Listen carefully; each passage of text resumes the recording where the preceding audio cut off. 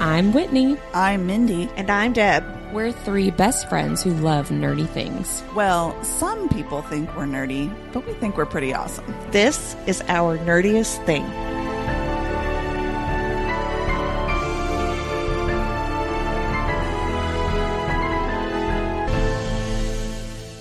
Hello, fellow nerds, and welcome to our nerdiest thing. Today is a very special episode. We're talking about our 2024 book superlatives, aka the best books of 2024. Or if you don't know what that is, or you've not ever seen it written out, it's superlatives. Yeah, that is the Latin root of the word. Yes. I don't know.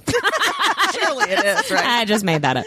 But here now we I are. Find out. Yeah, we've got several categories that we're all going to share, you know, our favorite books that fit these different superlatives. So here we go. You can't do that because now I'm going to say it wrong. So first up for our 2024 book superlatives, let's just go ahead and name favorite read of the second half of 2024. We did a whole episode in the summer of the favorite books from the first half of the year. So let's just, follow up with that. What you guys, this was, first of all, before we even get into it, this was much harder than I thought it was going to be to narrow down like one book per category. I have more than one book. I was going to say some categories have more than one book, but this was much harder than I thought it was going to be. For me too. Who wants to go first? Your favorite read of I the bet second ours half? is the same. You and me? Yeah. I don't think it is. Oh, really? Yeah. I put Goldfinch by Raven Kennedy. And it's because the series just ended so beautifully. Yeah, it was really good. Open like arcs for some of our favorite side characters. So I'm really excited about that. Yeah, it was a really good read. What was yours, Winnie? Well, this one I had too, but I'm telling you, it's categories. So I have a romance category and a fantasy category. So nice. My fantasy was also Goldfinch, again, for the same reasons. Just a great ending to a great series.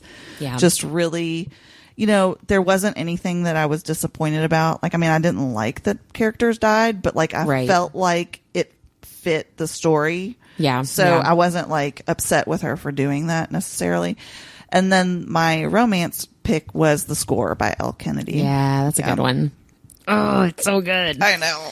Yeah, this was really hard for me to narrow down because I had a lot of 5-star reads, especially the second half of the year. But I decided ultimately I was just going to go with the most recent 5-star read that I had, which was a couple of days ago.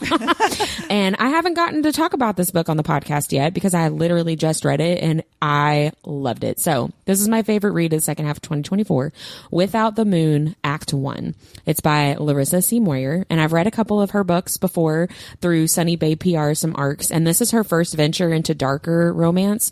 So there are some pretty intense trigger warnings for SA and severe PTSD. So go to her Instagram page. She's got a full list of triggers and, just be mindful of those. So this book follows, I'm just going to give you a really quick synopsis, but this follows childhood sweethearts, Link and Paige, and they have not been in each other's lives for 7 years, but they both are not over the other one. They constantly think about each other and wonder how the other one is doing. And they've never moved past their relationship. And there's some big, mysterious, horrible trauma that happened and ended their relationship.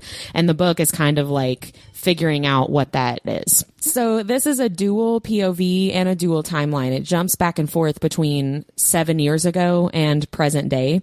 And so it took me a few chapters to kind of like get into the pace of the story and how that back and forth was going to work. It is so good. So the whole book is leading up to figuring out exactly what happened. What is this big bad trauma that happened for these two people who now are suddenly back in each other's lives and they have to face this past trauma. And I thought that I knew what was going on. And when I got to the end of the epilogue, I threw my Kindle to the other side of the bed and literally my jaw was dropped. And I immediately messaged Larissa and was like, excuse me. It was so good, but it's really, really heavy. So be very mindful of the trigger warnings, but I will not say this much about every single book I talk about, but I haven't gotten to talk about this book yet. So everybody should go read it. It's so good. Sounds great. There's definitely going to be at least one follow-up book, an act 2 for this main, couple's story. And then there's already a side character that's going to have their own book that you just are going to love them. And it's so good. But anyway, look her up. She's great. That was my favorite read of the second half of 2024. Let's move on, friends. What was your best indie author read this year? This author for me she's a hybrid author, actually. So she has some books that are indie published and some that are traditional published. But I chose Harley LaRue, specifically her book, Her Soul to Take. It's a really different take on witches and warlocks who actually use demons. So in the books, humans are the bad guys because they're using demons as slaves who just want to be like set free. So it's a really different take, and it's dark romance and really, really spicy and kind of messed up, but it's a fun read for sure. All dark romances. It's a little messed up, but it's good. Mindy, what was your best indie I've author? talked about this book numerous times, so I'm not going to like describe it or anything, but I picked If It Makes You Happy by Julie Olivia. Oh, yeah. Because number one, she's just a cool human being, and I can tell that like if we got together, we would definitely need to go have coffee or something. We have very similar tastes, and that book, I don't know what it was about it. I don't know if it was the sort of nostalgia of the 90s, and this was like when I started really like, okay, I really like this whole single dad thing. Like that's when, and then I started picking those up a lot too. Like more and more I've been picking up. If it says it's a single dad, I'm like, oh yes, I want that on my TBR. So yeah, I just really, really loved that book. It was, I think too, I read it in a time where I needed something that I just really loved. Yeah. And it was a good timing for me. I read that after your recommendation too, like pretty immediately after, because it sounded like you're saying sometimes you need to read that kind of book, right? Yes. Yeah, I loved it. Well, my favorite / best indie author read was When the Rain Falls by Rhea. I'm sorry, I still don't know the pronunciation. Rea Riley. This is just a great debut novel. I've talked about it for a couple of different episodes. I've been telling everybody to read it. I loved it. What was that book called again? When the Rain Falls. When the Rain Falls. And it's also a single dad, widower, single dad. It's age gap. Wild child, female main character, single dad, male main character, insta love, insta attraction, really good spice. It was really, really good. I loved it. It's a great debut novel. What about the best new to me author? Who did you guys say? I have two. Is Go that for okay? it. No. I have a honorable mention. One needs to be cut now. Sorry. It's not going to happen. So my first one, this is a book everyone has heard me talk about on the podcast, but it's What the Woods Took by Courtney Gold. This actually just came out on December 10th, and it's a really great YA horror story. And what I like about it is she leaves a lot of the monsters to the imagination, which makes it much more high suspense, right? Yeah, Sometimes you can ruin the monster by over-explaining it. And then the second one was just a bookstagram thing that I've seen everywhere over the last couple years. A Court This Cruel and Lovely by Stacia Stark. It's a really wonderful book about hidden powers and secret identities, and it's perfect for people who like their fantasy not too world buildy. Yeah. It's very easy to understand and follow. Yeah. So highly recommend. I saw a TikTok today that was like POV when you read a new fantasy book and are doing the first few chapters, and it's that clip from the Keenan and Kel movie, the Good Burger movie, where he's like, I know some of these words. It made me laugh because that's very much how it feels. Mindy, who's your best new to me author? My best new to me author is Caitlin Doyle. I read her debut novel arc, Just Some Stupid Love Story. And it just was just a cute, again, rom-com. Yeah. Again, a time that I really needed something light and fun that had great witty banter. Yeah. And just really great characters. Yeah. I love that. Oh, I did have an honorable mention, though. Oh, yeah. Mention it all. Christina Lauren, which I know they've been writing forever, but this was the first year that I read anything by them, and I read Paradise Problem and Tangled Up in You, and I really enjoyed both of those. So. Well, my best new to me author is Ellery Douglas, who I think I just have a crush on. I really love her. I think I have a crush on her, and I haven't read her stuff yet, but I'm dying to. She's so sweet. I got to interview her. She was so fun to talk to. She's written A Better Proposal. Her newest release is A Better Engagement, which is a novella epilogue basically to A Better Proposal, and then A Lucky Shot. Those were all really great 5-star reads, and I again tell everybody about them and tell everybody to read them. She's fun to read. So that's my best new to me author. What about a book that you couldn't stop thinking about? I just looked at yours, Deb, and we have the same thing. Okay, go ahead then. Don't Let the Forest End by C.G. Drews. I'm still thinking about that book. Yep, 100%. Yeah.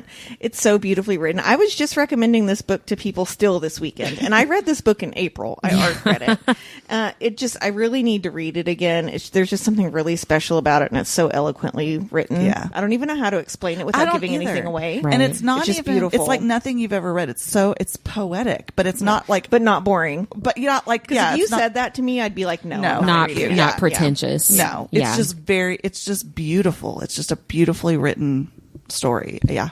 Yeah.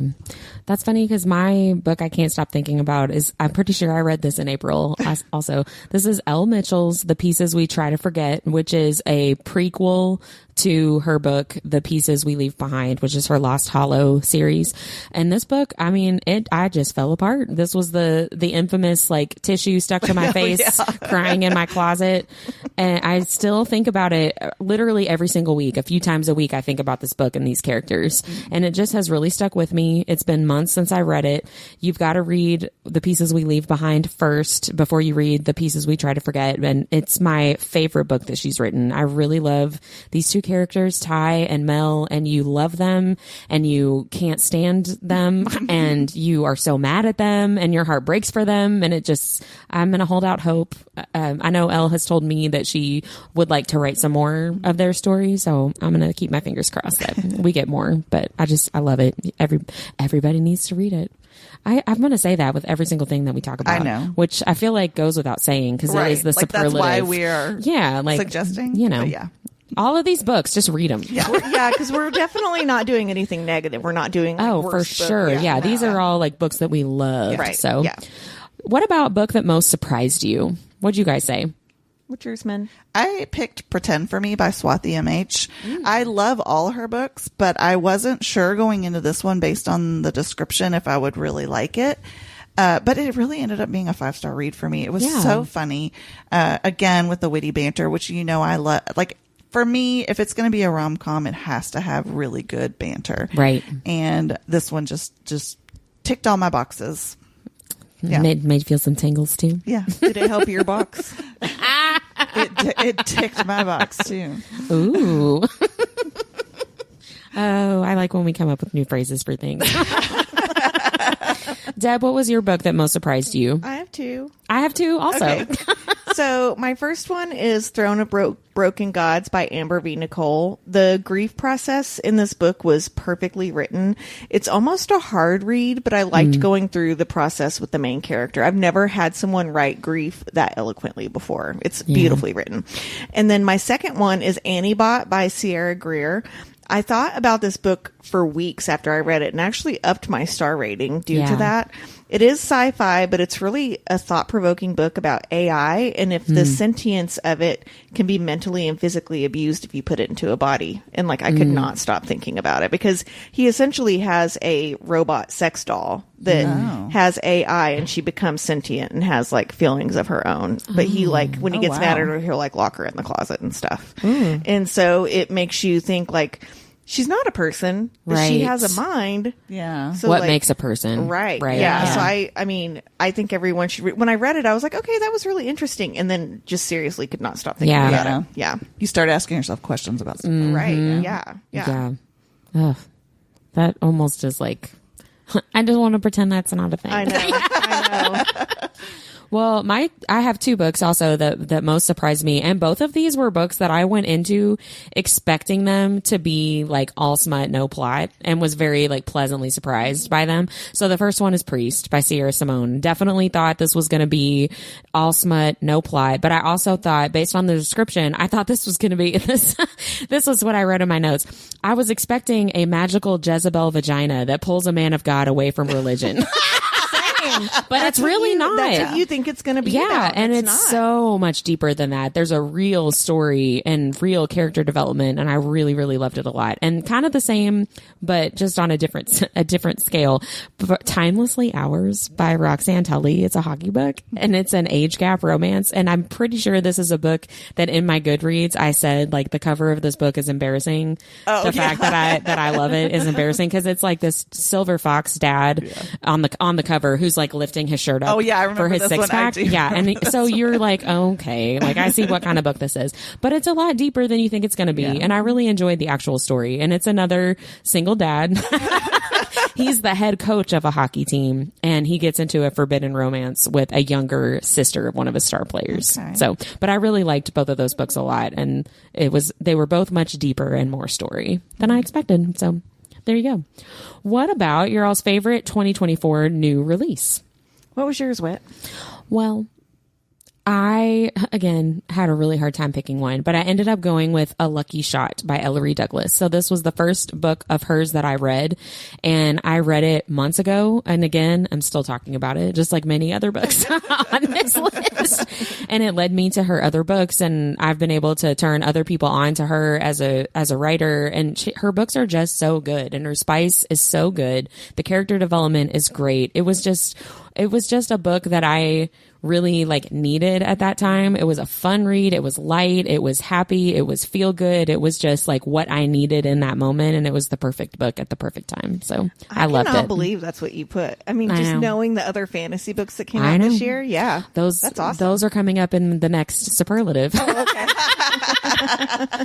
What about you guys? Mindy, what was yours? I tried really hard not to like repeat, but me too. For me, it was Don't Let the Forest In by C.G. Drew. Every time I came back to like favorite new release, favorite things that just, and it was just something very different for me to read. I'm so proud of myself because it didn't take me a whole year to read something that Deb suggested. A year or longer. There was a pang of jealousy whenever Whitney was like, yeah, I read that right after you recommended it to me. I was like, what the fuck? I almost didn't even say that because I thought that. I was like, uh-oh. Damn you. Gonna get myself into trouble here.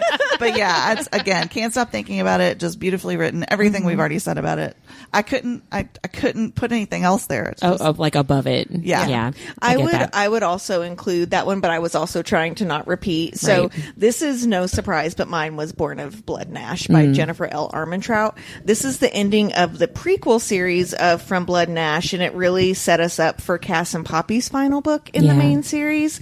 And I just thought it did a really, really good job of summarizing everything that had happened in the earlier books, but then also moving them forward. Like bridging toward absolutely. It's a great book. I want to say present day story, but that's not really accurate. Well, that's one of the 3 books that I have for the next superlative, which is favorite installment in a series. And I just went with a 3-way tie because I wasn't going to pick one of these over the others. So I chose for my 3-way tie, The House of Flame and Shadow by Sarah J. Sarah J. Maas, Born of Blood and Ash by JLA, and then Goldfinch by Raven Kennedy. Those were all series finishers, really, even though there's going to be more Blood and Ash books. There's going to be more Crescent City books, allegedly. They're really the series finishers for those couple focuses, at least. They were all 5-star reads for me. They all made me laugh and made me cry, and I just had really great reading experiences with all of them.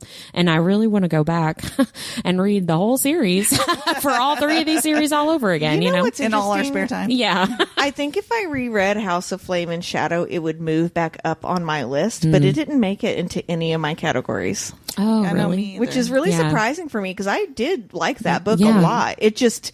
I read some really different stuff this year. Yeah. Me too.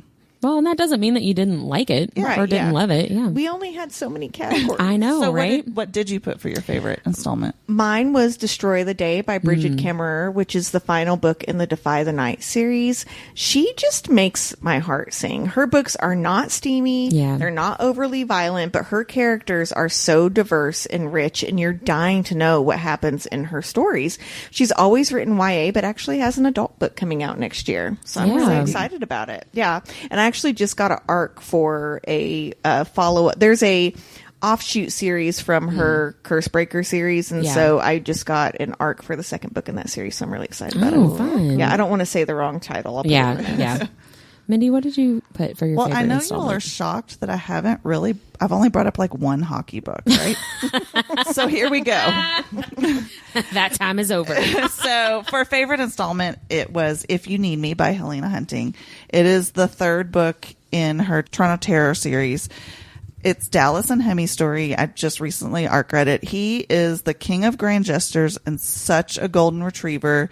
It's got a curvy MC, relatable bullying storyline, which this was like it happened in the past, but it was very reminiscent. I had a situation like that, so I could very much relate to that. But what I loved especially is because the Trope Trollop also read it, and they said that when I said something about Dallas being a golden retriever, they were like, he is whatever is beyond golden retriever, because he definitely is. Like, he is the most golden retriever of golden retrievers that you can have. The loyalty of an Akita. Yes. Oh, that's fun. I wondered if you were going to have any Helena hunting books. That's not the only one. Well, I'd be shocked if it was. Deb, I'm really interested to hear what you picked for this next superlative, because you listen to way more audiobooks than either me or Mindy. So what did you say? Or which ones did you say for favorite audiobook? Pick two. I'm sorry. Because I do listen to a lot of audio. So my first one was Phantasma by Kaylee Smith. The voice of Blackwell is like a super panty dropper. And we actually follow the narrator on Instagram. And this was just voted one of the top audiobooks of the year. Oh, cool. And her videos are super hilarious on Instagram. So then my second one was House in the Cerulean Sea by TJ Klune, which I actually just finished last week. But the cast of characters were so artfully done. It was like listening to a movie. Yeah. Yeah. It awesome. was so good. And I don't know if he had the same narrator for Under the Whispering Door, but his characters are very, very quirky and otherworldly. And so the narrator has to be very high energy to keep the story moving along. And I just loved it so much. Nice. Cool. Mindy, what did you pick for your favorite audiobook? I picked If You Hate Me by Helena Hunting, which was the first one in her series, because what I liked about that, listening to it, was the spice, the way that the characters narrated that was so good and so hot. Like, I listened to this stuff on my way home from work, and I would walk in the house and be like, Darren, what are you doing? Pants. Now. Is Molly home? Why are your clothes still on? I mean, it was just, I don't know. There was something about the chemistry between those two narrators that was just very hot. Yeah. Well, good. I'm glad it could do that for you. Shout out to Darren. Yeah, shout out to Darren. Well, my favorite audiobook, I went with The Dangerous Ones by Lauren Blackwood. It was narrated by J. Ben Markson and Angel Payne. It's just Pean. I don't know how to say that last name. I'm so sorry. I would so call it Peen. I know, right? This actually is a vampire story. Oh. It's not just, I think it's a vampire story. It really, really is. But this is a vampire story set during the Civil War, where a vampire is working for the Union and helps train a saint, which is basically a vampire hunter, who is also an escaped slave looking to get revenge on the vampire who enslaved her family. Ooh. So it's a very different take on a vampire story. And they just did a really great job, especially doing like Southern accents and stuff. It can get really caricature-y. Yeah, you never know where it's going to go with that. Right. And they did a really good job, and it's just a really good story. So that was my favorite. I really wanted to choose Wreck of the Halls, and then was like, oh, that was 2023. Like, whoops. I had to look at my Goodreads to make sure I was including 2023. Yeah, me too. What about favorite spicy scene? So mine's a little different than what you probably think. Mine was The Pairing by Casey McQuiston. So both the people in this book are bisexual. So I learned some really interesting new things about how they simulate same-sex intercourse, even though they're both male and female. Oh, okay. And it was kind of hot. I mean, there were things I had never read before that I was like, that's really interesting. Yeah. And she is non-binary and bisexual, and then he, goes by he. But they just have a really beautiful relationship, and when they finally do hook up, it's like fireworks. So it's a special book. I actually have that book on my physical TBR, and I can't wait to read it. Yeah, it's really different. Start it tomorrow. It's really different from... I'm reading 3 books right now. It's really different from Casey McQuiston's other books, but I really, really enjoyed it a lot. That's the same person that wrote Red, White, and Royal Blue? Yes. Yeah, okay. Yeah, and The Last Stop, is that what the other one's called? I can't remember. Yeah, they have one before Red, White, and Royal Blue, too.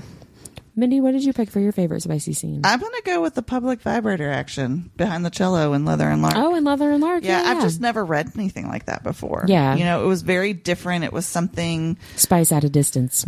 Well, yeah, and just not something that you see depicted very, very often. So Yeah, that's true. It was unique. Yeah. Well, I actually have two, but for two very different reasons. One is Priest.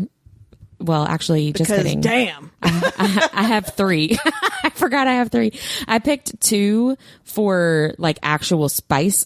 So Priest by Sierra Simone and then Praise by Sarah Kate. Both of those are just like spicing. I almost put Sarah Kate. The spice is spicing and it was great. But I also wanted to put Business or Pleasure by Rachel Lynn Solomon, which this spice scene at the beginning of the book made me laugh so hard because the whole like premise of this book is that these two main characters have a one night stand where the guy is like really bad in bed. Oh, I remember this one. They end up working together and she tells him like, hey, you were bad in bed. And he's like, oh dear God, please help me. And the initial sex scene is so funny and it's so awkward and you are cringing and like hiding behind your hands like, oh my gosh, he did not just do that. It made me laugh so hard and I just thought that she did a really good job writing what could have been like a horrible scene. Yeah. You know what I mean? Yeah. But you still really like these characters. It makes you laugh. You're not like, okay, well, I'm done with this book because he sucks in bed, right? Like it was really well done and I really enjoyed it a lot. Which again, like you were saying, you don't see that very often, really right? don't. Like you don't see somebody who doesn't have a great time. It's attractive to see a man though that's like willing to learn. Yes, he's so mortified and is like, oh my gosh, do you think every woman I've ever slept with thinks this? And she's like, yeah.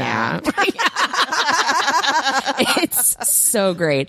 But yeah, everybody should read Business or Pleasure by Rachel Lynn Solomon. Who did you guys pick for your favorite book couple? This was also really hard for me. This was hard for me. I have two, actually. Go ahead. Who'd you pick, Min? So one, I picked Dean and Allie from The Score. Oh yeah, I love because again, they're just so fun. They're Dean and Allie. They're Dean. I don't even know how. Like you just have to read it to get it. They're just the way that it all comes together, and they're just chef's kiss. And then, of course, Rowan and Sloane from Butcher and Blackbird. Because that was my first read of the year. It was mine too. Yeah. And, of course, I fell in love with it. Yeah. So they're really, really good. I ended up picking Ash and Sarah from Flesh and Fire series by Jennifer L. Armentrout, and also a tie with Arin and Slade from the Plated Prisoner series. And I love having a complete series for both of these couples that I really love. Like individually as characters, they are really great characters. And as couples, they're really great. There's still great character development, both as a couple and as individuals, which I really appreciate. That's not just the couple is not the only identity that they have. Right. And I like having a complete series where you see like from start to finish the whole character arc. But honorable mention to Wells and Josephine from Fangirl Down. I just really love that book and I love them a lot. You just like the rimming. Oh yeah. How'd you know? I dream about it every day. Who was your favorite couple, Deb? Mine was Josh and Allie in Lights Out by Nevessa Allen, which I just convinced Book Club to read for January. I'm really excited. I've said this before, but it's a mostly consensual stalker romance with a really, really sweet cinnamon roll guy. And he's like super hot. He's all tatted up and yummy. But she ends up being he ends up being the normal one, right? Yeah. Who just likes to be online. And then she's like a lot crazier than this. I love it. What about your favorite reread? I bet you know mine. I reread it every year. I don't know. It's King of Battle and Blood. Oh. It's really a comfort read for me, and just I listen to it honestly, and it's just something about the narrator in that first book, the way that they do Adrian's voice is really amazing. Yeah, panty dropper. Yes, it is. Yes, it is. How about you, Whit? I know that people are going to think I'm going to say The Bonds That Tie, but actually, I'm throwing a curveball here. Uh-oh. My favorite reread this year was actually Throne of Glass. Oh. Which is like... You reread that? I did, yeah. Wow, and my sister's reading it right now, which makes me want to read it again. I've really been wanting to. I just can't take the time. It's a huge commitment, yeah. I love that series so much. It's so layered. It's so well done. Every book gets better as you read on in the series. And by the time you get to the end of the last book, it's just like this beautiful picture of all these different characters and this journey that all of them have gone through, and not just the main characters. And I love it even more after reading Crescent City and seeing some of those connections. It's just great. It's like the perfect series. I think I said it this time last year I was going to do a reread. Yeah. I mean, they're huge books, and there's like 10 of them. Right. So it's hard to commit to that. Yeah. You know, my daughter has still never read Kingdom of Ash. I'm like, you are missing out on the best book of that's the like entire series. Whew. She's like, I'm really intimidated by its size. Yeah, I get that. That's what she said. Not my daughter. Read it on Kindle, because then you can't. Well, that's Yeah, true. that's Yeah, true. and turn off the percentage. Yeah, that it's not. It's you are not as half bad. 1% Oh through my the book. gosh, you guys. So after I talked about The Witching Hour several episodes, I had requested it at the library, and there was a hold because that show's out right now. Right? Yeah. Do you want to know how many hours in audiobook that book is? Is it like 18? 50. Oh my gosh! I was going to say 24, but yeah. 50 hours. 50. I don't think it's more than 1,000 pages. It's like Kingdom of Ash size, but I don't understand why That's it's crazy. 50 hours. Maybe they talk Maybe they really slow. Yeah. Well, I This. sped it up, and it did not really change how long it was going to take. So That's crazy. Oh my gosh. I may not be That's finishing that. insane. Mindy, did you have a favorite reread? Because Well, I know you don't really. I don't yeah. reread things normally, but so this year I have read or listened to Butcher and Blackbird 3 times. Oh yeah. So, one for the podcast, one because I read it, and then I wanted to listen to it also. So I would call that my favorite reread, because other than Leather and Lark, I think it's the only thing I've reread this year. I think. Yeah. So, but I probably would have picked it anyways, just because I love that book so much. It is Yeah. it's a good book. Well, what about authors that you have added to your instant buy list? I have like 4. I have 2.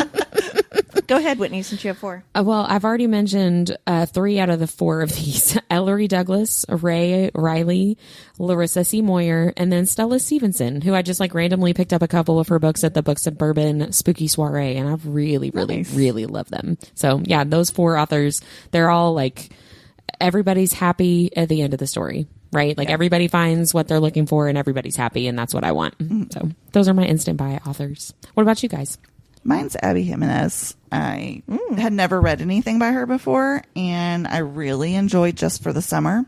And I immediately went to Book of the Month, because I got it in my Book of the Month box, Yeah. and I immediately went to their app and put the other 2 that they have that On they your had already list. had, and then put them in my like add-on box Yeah. and got them the next month, because I just really loved her voice. I loved the kind of sentiment it all had, and how it was easy to read, but not in like a this is too easy to read kind of way, if that makes sense. Yeah, It was palatable. I just really, really enjoyed her and enjoyed that book. So I haven't read the other 2 books that I ordered yet, But you have but them. I have them, and I did immediately buy them. So Oh, that's funny. What about you, Deb? For me, the author that wrote Don't Let the Forest In, C.G. Drews, they have 3 more books coming out in Oh, wow. 25 and 26. That excites So me. I'm very, very excited about that. Those will be instant buys for me.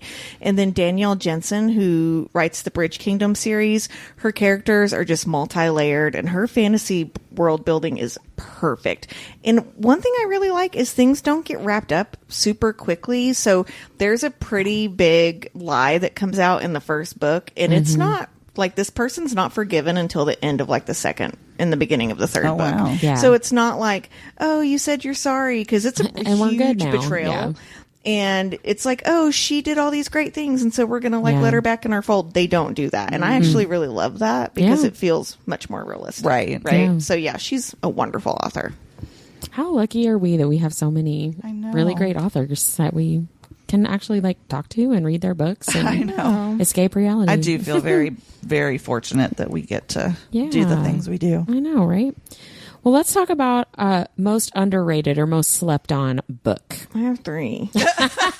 Well, tell us all. Okay. The first one is Fear the Flames by Olivia Rose Darling, and she actually just announced a sequel. It'll come out in July. Cool. The second one is Bound to the Shadow Prince by Ruby Dixon, and everyone knows this author from Ice Planet Barbarians, but no one talked about this book when it came out this year. And I gave it 5 stars. I thought it was a really interesting take on fantasy.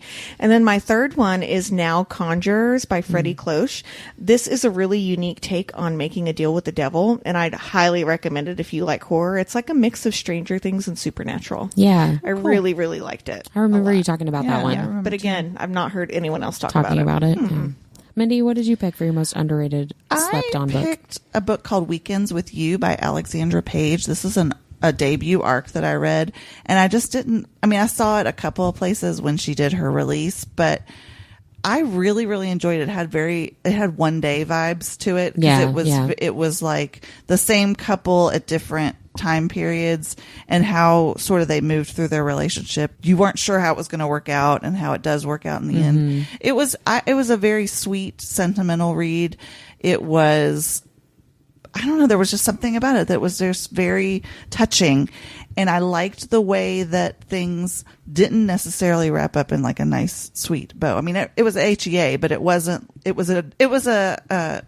dirty HEA. Like it was like not all pretty wrapped in a bow. Like dirty, spicy, or like messed up. Like not even either of those. Just sort of like not perfect. Right. It wasn't a perfect HEA. They really clawed their way to the happy ending. Yes. That's what she said.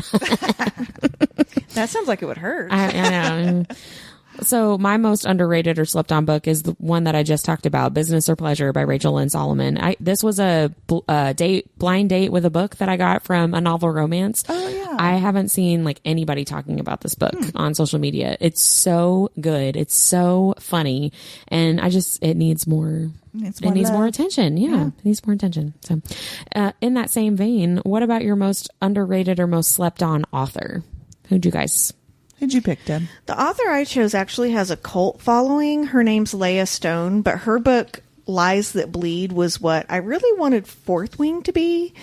Fourth Wing for me had a lot of dialogue and a lot of back and forth, and I'm not knocking it in any way. Fourth Wing is a really great book. I just like the pacing of Leia's books a little bit better, and it reminded me of Fourth Wing meets Hunger Games. And so the next book comes out actually like really soon, so I'm excited. I ended it and was like chomping at the bit for the next book. What about you, Mindy? For me, it's Rebecca Rennick. She's the one that writes the Gummy Bear Orgy series that I read. She is just hilarious, and her books are so cool and unique, and they're fun, and the printing, like I got the colored printing, which is just kind of cool. And she doesn't do a lot of appearances and signings and stuff, and so I think a lot of people just don't really know about her, but her books are so fun. Everything. I mean, she also has and I have not read it, but she does have a fantasy book out that just came out. So I don't know. I think it's because she's sort of not, she doesn't put herself out there a whole lot. I feel like she's maybe like a little shy, but I highly recommend picking up her books. They're super fun. They're super spicy. Yeah. And just really cute characters. What more could you ask for, right? Well, I have 2 most slept on authors, and both of these are authors that have really dedicated, like very dedicated. I said that twice, didn't I? I want to say very intense, and I feel like that has a negative connotation. Passionate. And that's passionate. Thank you. They have very passionate fans. So they have people out there that know how amazing they are, but I would love to see both of these authors just like explode on social media and really go there. And one is Stella Stevenson and the other is Elle Mitchell, and they both write very different types of books. Stella Stevenson is much more like traditional rom-com, just cutesy love stories, happy, everybody's happy and light, and it's great spice. Elle writes more darker stories. You know, her most recent books are a duology of like rock star, cult leader, why choose, blood drinking, like super dark, right? But she writes Elle is so good at writing super flawed characters that you still really, really love and want to root for, even though they're like real messed up, right? Both of them have really great spice, and they're both really great people. Like I've gotten to talk to both of them in person, especially Elle. I've gotten to talk with her in person a lot more. And I love them. They're great people and they're great writers, and I want everybody to read their books because they're great. I know. I don't know anything about Stella, but Elle is top notch. Yeah. She's great. Yeah. They both deserve like all the success. So yeah, go read their books, guys. All right. Penultimate superlative. Look at that SAT word. Favorite tearjerker of 2024. What do you guys pick for this one? Go ahead, Min. No, I was going to say, does it count if it made me cry because I was so mad that I read it? No, asshole. Like Manacled or The Idea of You. Both of those are great books. So yeah, sure. Both of those were mine, so fuck off. Were those your two tearjerkers? Oh my God. Yep. They are the hilarious. books that made me sob this year. Oh, those were good. I loved both of those. Fuck you, Mindy. Look, to each their own. Did you have any books that like made you cry? Do you have any books that were good? No, I have, a heart of stone. No, I'm just kidding. Dead inside. I actually picked Together We Rot by Skyla Arndt because that ending really did get me. I honestly don't typically cry at books. I probably have a heart of stone. I don't know. But spoiler alert, it's not really an HEA, this book. And it was... Thank you for telling me. Yeah. But this is not a Whitney book. Yeah, it really isn't. It really isn't. But I just, that one really made me cry at the end there. I was not expecting I was very choked up at the end of that, too. Yeah. Well, this will not be a shocker. My tearjerker was the pieces we try to forget. The one with the tissue, tissue stuck to my face. Yep. Mm-hmm. And I'll do it again the next time I read it. And then to finish us out, not on tearjerkers, but what was the most laugh out loud book of 2024 for you guys? Go, Deb. It was one I've already talked about it, and like I said, I didn't want to repeat, but again, it was House in the Cerulean Sea. I talked about the narration, but the orphans in this book are all magical creatures, and one of them just happens to be the son of Lucifer. He runs around all the time trying to scare new people who come to the orphanage by like promising hellfire and his reign over the earth. The only problem is that he's 6. And he wants to actually be good. He's trying to like separate himself and like be a good person, but he's like, I will rain hellfire on you.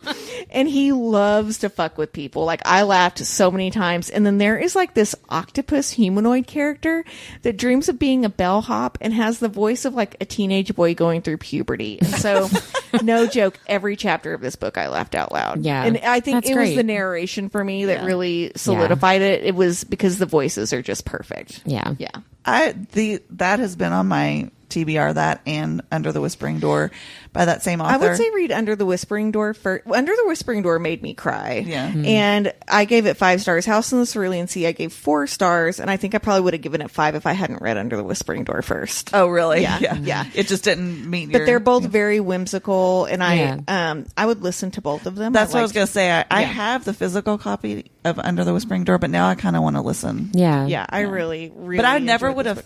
thought that book would be a laugh out loud. Yeah, it's the characters. It's got some pretty heavy material in it, but it's hilarious. But it's still fun along the way. Yeah. Under the Whispering Door is not fun. You will not be laughing during that book, but it's an amazing book. Mindy, what was your favorite laugh out loud book? I picked, this is one that I just recently finished. It's called The Remains of Christmas by Megan Montgomery. This was a recommendation from the Trope Trollop. Shout out to the Trope Trollop. Shout out. This woman knows how to write a really comedic, over-the-top mishap scene, like multiples in one book, without it sounding too terribly unbelievable. He's like a buttoned up professor and she's sort of like the wild child. You find out that he's really dirty in bed. Ooh. It's just funny. Yeah. The whole way through I was laughing. So I'm really excited to read some more of her books. She has some other ones too. So ultimately, I ended up going with Fangirl Down by Tessa Bailey because there are just several things in that book that just make me laugh. For And sure. I love that book so much. But I wanted to give a special shout out to 2 nonfiction comedy books that I did really enjoy a lot. And they are funny. So I'll Join Your Cult by Maria Bamford, her memoir. It's kind of like you were saying, Deb, like it's heavy, but it's also really, really funny because she's really, really funny. And then The Art of Small Talk by Casey Wilson and Jessica St. Clair, the audiobook. It is really funny. Yeah.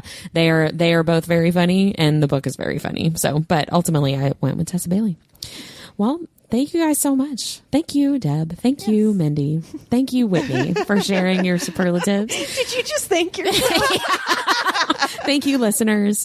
Of course, nerds, share with us your superlatives, your favorite breeds of 2024. We would love to hear, especially if they're new to us books. We can add them to our list or TBRs. If you read books our listeners recommend before what I recommended, I will stab you. I'll be dead to you.